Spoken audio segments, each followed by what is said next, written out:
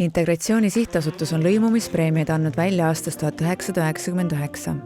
Sellele lisandus 2009. aastal lõimumist toetavate meediaprojektide preemia. Mitteametlikult saab sündmust kutsuda ka maailmaparandajate preemiateks. Kindlasti alati on ühine joon see, et need on inimesed, kes on maailmaparandajad, sest lõimumisvaldkond on selline valdkond, kus inimene tegutsedes peab natuke tulema välja sellest oma isiklikust tsoonist, tulema välja oma maailmast, oma raamidest ja vaatama teise sisse, vaatama, kuidas teine inimene tajub maailma, kuidas teine inimene mõtleb, milliste sõnadega peaks ütlema, et teine inimene saaks aru seda, mida ma öelda tahan.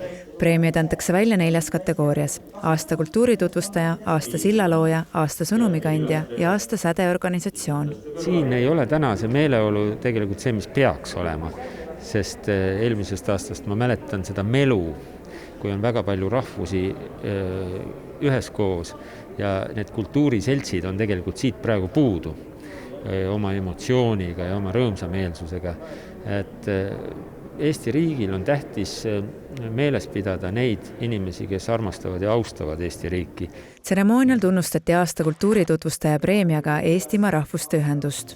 Peamiselt pälvisid nad preemia etnolaada korraldamise eest, kuid erinevate kultuuride ühendamisega tegelevad nad igapäevaselt.